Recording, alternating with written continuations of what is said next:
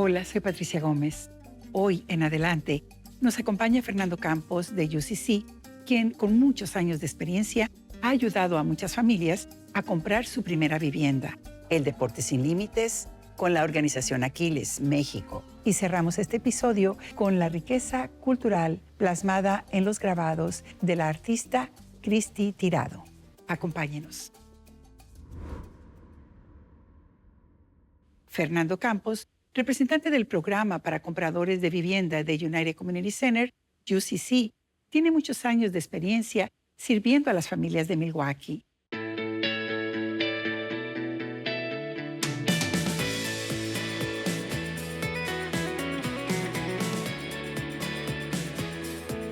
Fernando, bienvenido adelante. Gracias, Patricia. ¿Cuántos años tienes ya en UCC? ¿Cuántos años tienes de experiencia ayudando a las familias a comprar sus casas? Como cualquier otro inmigrante, vinimos de México a los 16 años. Nos graduamos de la universidad. Empecé mi trabajo en Walker's Point por 15 años, ayudando a la gente a comprar casa por primera vez, educándolos en el proceso. Y luego, después de 15 años de que cerraron las puertas, me fui al centro de la Comunidad Unida.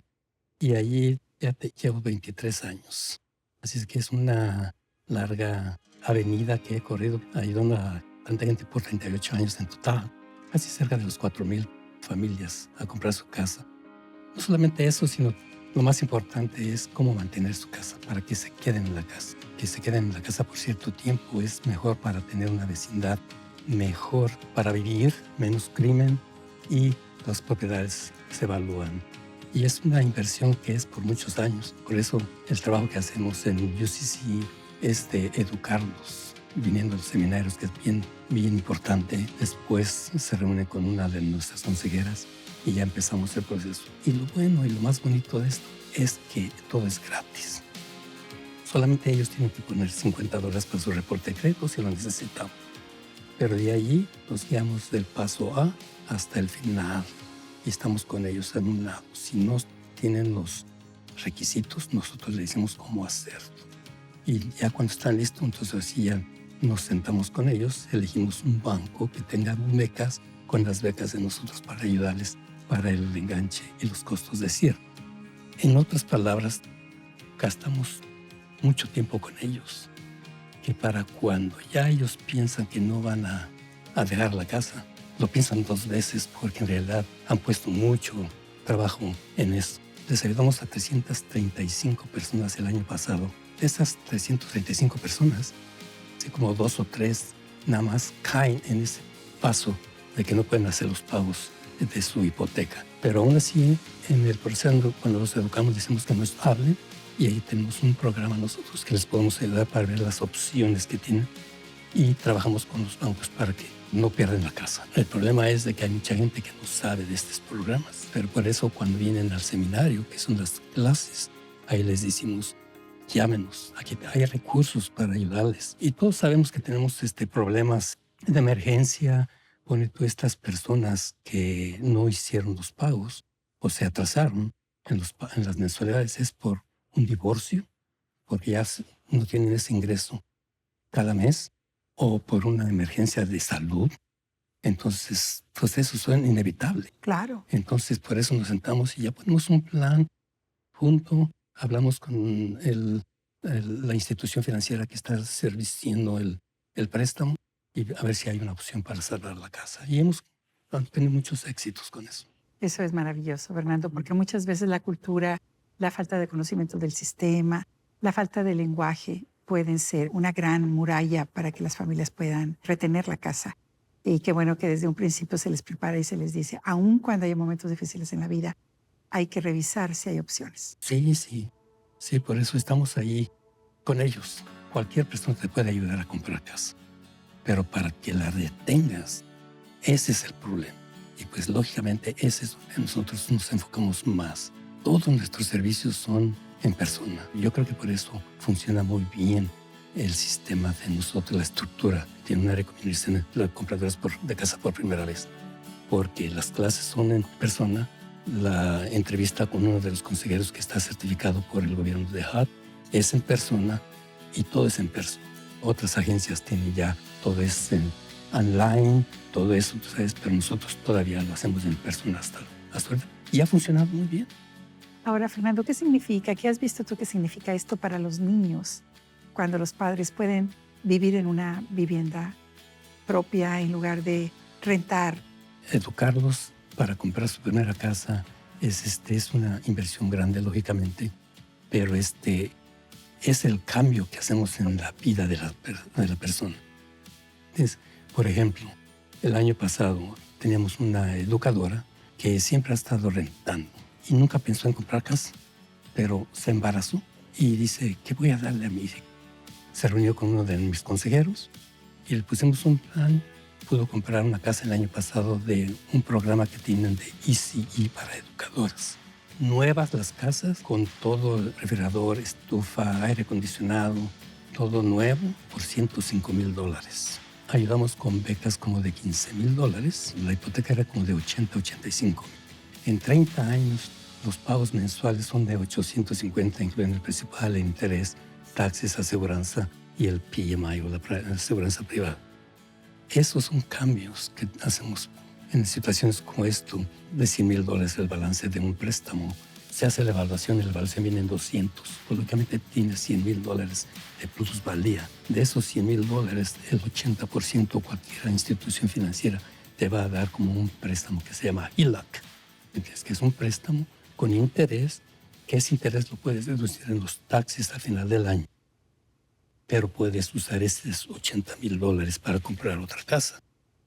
O si tienes una emergencia familiar. ¿Cómo ves a los jóvenes de ahora? ¿Los jóvenes latinos están interesados, como sus padres, en seguir comprando casas? Esta es una muy buena pregunta, Patricia. Lo que estamos viendo ahorita últimamente es que los jóvenes de esta nueva generación, pues, lógicamente, van a la escuela y se meten en mucha deuda, ¿verdad? Con los préstamos de estudiantiles y todo eso. Sí. ¿Qué es lo que pasa? Que después ya no pueden hacer nada, no hay trabajos o X, no pueden conseguir un trabajo, regresan con los padres. ¿Entiendes? Una de las ideas que tenemos nosotros es de tratar de inculcarles, trabajar más con estos hijos, esos padres que han comprado casa, para ayudarles a poner en orden sus ahorros y su crédito. Ya cuando se reúnen con uno de nuestros consejeros, le vamos a decir, mira, este es un porcentaje de lo que toma la mayoría de bancos o instituciones financieras. Por ejemplo, si debes $100,000, es $1,000 que lo que tienes que es de deuda. Pero podemos hablar con Sallie Mae, con el Department of Education, para ver si lo pueden deducir un poco menos cada mes por unos $5 cada préstamo y ya puedes calificar para más. Hay formas en cómo se pueden trabajar, más que a veces muchos estudiantes o los padres no saben. Esa deuda estudiantil es tratada de una manera diferente que las deudas a tarjetas de crédito, por ejemplo. Exactamente. ¿Cómo ves tú el sistema que tiene UCC en este momento? ¿Qué es lo que ha cambiado a través de los años? Bueno, ha cambiado mucho. Usualmente me dicen, ¿qué es lo que hace UCC? ¿Verdad? Y le digo, mira, en 3 palabras te voy a decir esto, te voy a contestar esto.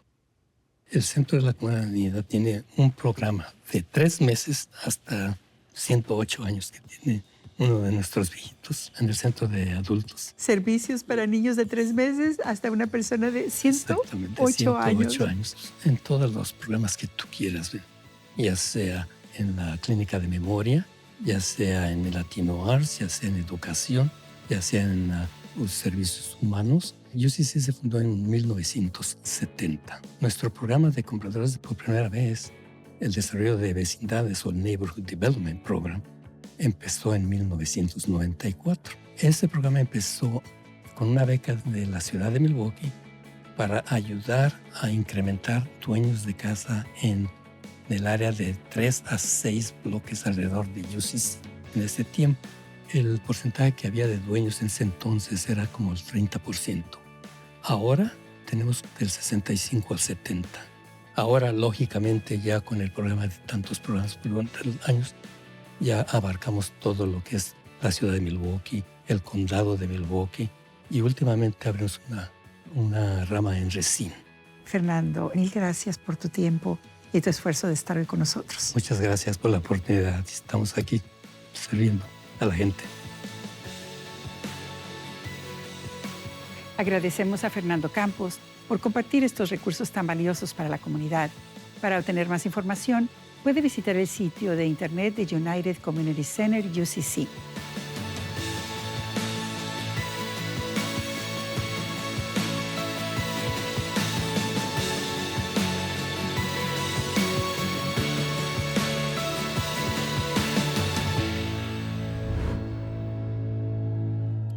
Aquiles es una organización que demuestra que no hay barreras. A través del deporte inclusivo, atletas con discapacidades encuentran una comunidad y una meta que alcanzar. 5, 4, 3, 2, 1, ¡vámonos!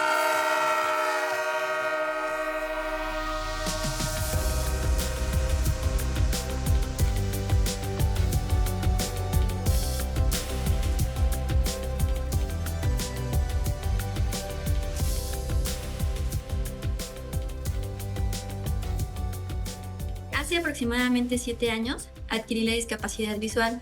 Al terminar el proceso de las cirugías, empecé a buscar gimnasios. El primero fue a donde ya asistía. Me dijeron que sí, pero que tenía que ser en otro horario. Y lo primero que pensé fue, ¿a las 3 de la mañana o qué? Seguí buscando más opciones. En otros lados me dijeron, sí, pero debes venir acompañada. Otra respuesta fue, sí, pero te vamos a cobrar un poco más. Y el que de plano me quitó la esperanza fue cuando me dijeron, aquí no aceptamos a gente como tú. Y así como que, ouch, no entendía qué tenía de diferente o la razón por la que se me estaba negando esa inscripción a un gimnasio. Busqué más opciones, salir con personas, incluso les ofrecía pagarles para que me llevaran a caminar o a hacer alguna actividad en el parque, pero casi siempre me dejaban plantada. Aquiles Internacional somos una organización con sede en Nueva York que nace para propiciar la inclusión social de las personas con discapacidad a través del deporte. Lo fundó Dick Traum, que es un atleta, y él en algún momento decidió que quería correr un maratón y se convirtió en 1976 en la primera persona con una prótesis en correr el maratón de Nueva York. Nosotros decimos que desde que Dick cruzó esa meta, las carreras y la inclusión nunca fueron lo mismo, porque cada vez más personas con discapacidad encontraron en el deporte y en los voluntarios guías una opción para mejorar su salud, transformar sus hábitos, encontrar nuevos amigos, nuevas amigas. Estaba escuchando un podcast y en ese escuché a Teresita Robledo. Llamó mi atención cuando dijo, no se preocupen, no se asusten, no nada más hacemos maratones, ultramaratones o distancias largas. También caminamos, corremos, rodamos, trotamos y todas las metas son igual de importantes. Y entonces yo así de, ok. El día de hoy, la escuela para correr. Yo soy muy creyente de que todas las personas tenemos una versión muy bonita y poderosa para entregar a los demás y para demostrar que somos personas generosas. Desde acciones muy sencillas como sonreír a alguien en tu trabajo hasta ayudar a un desconocido o hacer una donación en alguna causa que tú consideres. En ese sentido, el voluntariado también es parte esencial de mi vida y siempre he buscado espacios en donde pueda generar un lugar para compartir, para aprender. Y así fue como entré a Aquiles para donar mi tiempo y para aprender más sobre la diversidad y la inclusión. Y ella menciona algo que me enamoró muchísimo del equipo y fue cuando dijo, es que los guías no solo son tus amigos, con el tiempo se convierten en tu familia. Mandé un correo y también mandé un WhatsApp y a los minutos que mandé el WhatsApp, Teresita fue quien me respondió. En ese momento me sentí escuchada, me sentí también visible y atendida. Actualmente estamos alrededor del mundo en 19 países con 64 capítulos, siendo México uno de los capítulos más grandes, más entusiastas. En México somos cerca de 300 miembros, atletas con discapacidad y guías. En nuestro capítulo, que lo dirijo actualmente yo, tenemos locaciones u otras sedes en Sonora, en el Estado de México y en la Ciudad de México. Y planeamos el cómo podía llegar a alguna de las sedes que están aquí en México. Vimos opciones como Bosque de Aragón y aunque me quedaba más cerca, la movilidad no era tan accesible. Entonces lo más funcional era llegar a Chapultepec. El traslado son aproximadamente entre 2 horas y media a 3. Para integrarme fue cuando el guía me pide que le dé mi bastón. Estaba con muchas emociones. Primero porque era la primera vez que salía de casa hacia la ciudad sola y que me pidiera lo único que en ese momento me daba seguridad, que era el bastón, pues era mucho. Pero había escuchado lo que dijo en el podcast, son tus amigos y la confianza. Entonces elegí dejar el bastón.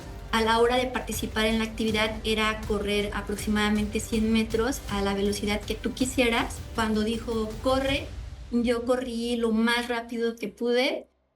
Esa sonrisa, esa plenitud, y cuando llegas con otra persona que lo hacen juntos, que sabes lo que significó, porque cruzar la meta es la punta del iceberg de algo, ¿no? Entonces, de muchas levantadas temprano, muchas peleas contigo mismo, lo quiero hacer, no puedo, ¿cómo te haces espacio?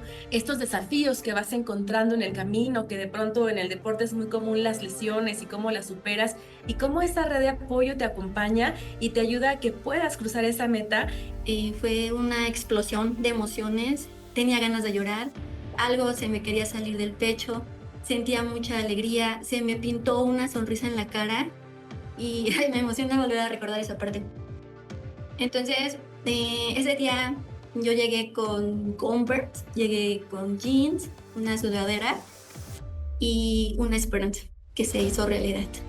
Ese significado, esa historia es lo que nos hace como guías voluntarios sentir, permanecer y decidir hacerlo, ¿no? O sea, elegir ir a entrenar y abrirte a la experiencia y también aprender un montón de cosas nuevas, porque estamos con un montón de personas con diferentes pensamientos, con diferentes historias, y esos aprendizajes son una riqueza.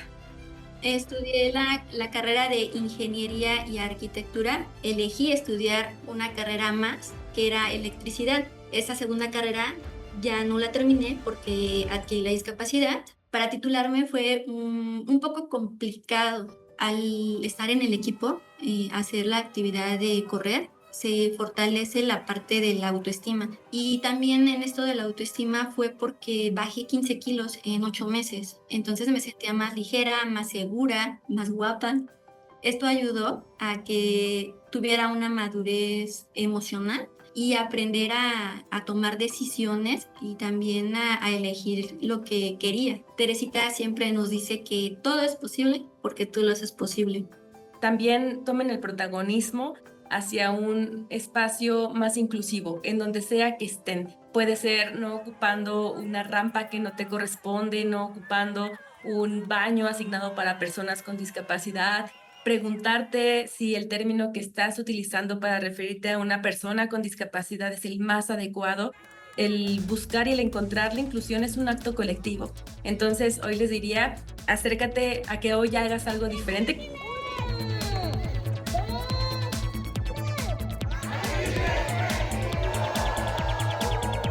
Para saber más sobre este movimiento, visite aquilesmexico.org.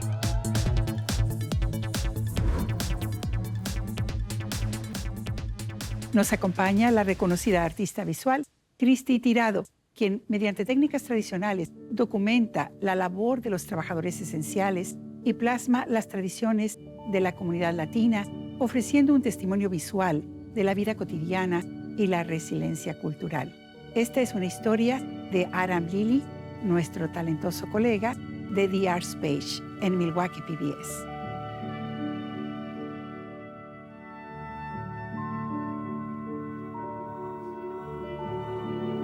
En México y en Latinoamérica, el grabado se ha utilizado mucho para poder difundir mucha información de lo que está pasando políticamente o socialmente. Es una forma de poder amplificar esas voces y qué es lo que está pasando en varias comunidades también.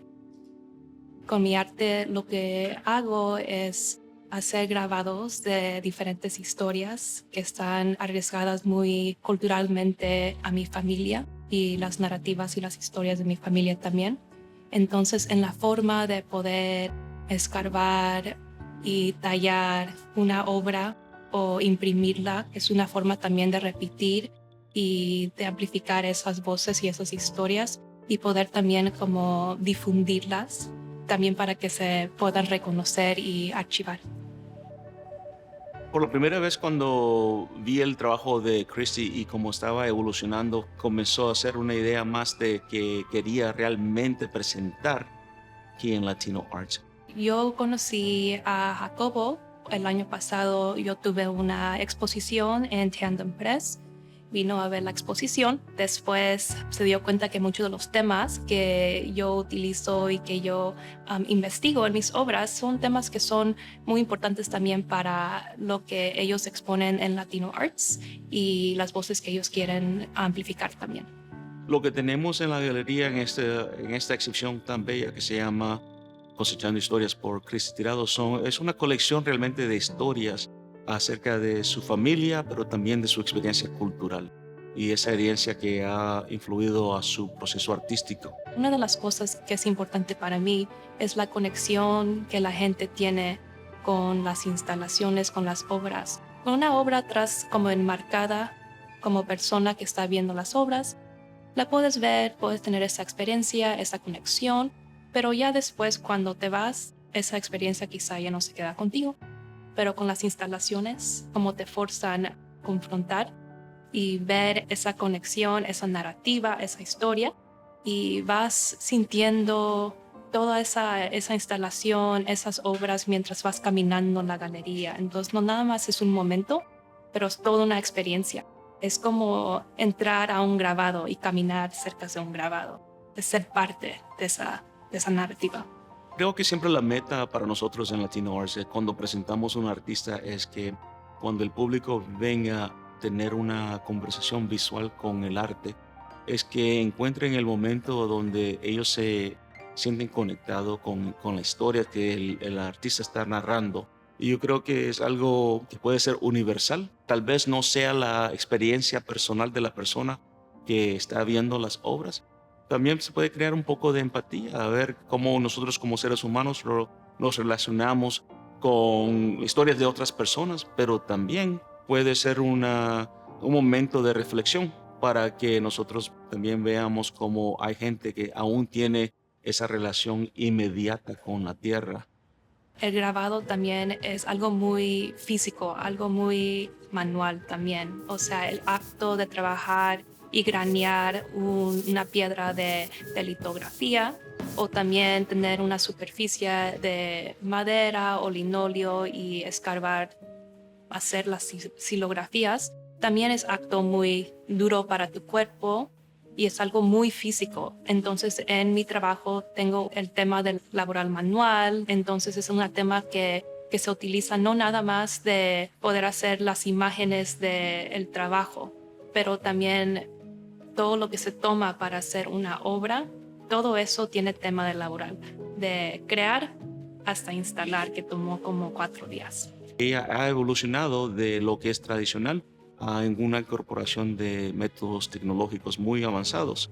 Es una forma muy genuina y muy auténtica de ella para poder seguir dando este narrativo de historias y de familias y también algo que es muy universal para la comunidad latina. En mis obras hay poquito color. El primero es el amarillo que están las maripositas monarcas y también el otro es en el símbolo Tlahtoli. Como mucho de mi arte se enfoca mucho en temas de memoria, de cómo transmitimos las historias culturales también, inmigración. La mariposa tiene el significativo de la migración y el Tlahtoli significa cómo podemos transmitir esas historias o ese conocimiento cultural de una persona a otra, pero también como el acto de participar en hacer como tortillas o tamales es un acto de también transmitir algo que está muy arraigado a la cultura mexicana y como la importancia de transmitir ese conocimiento a la segunda generación es muy importante.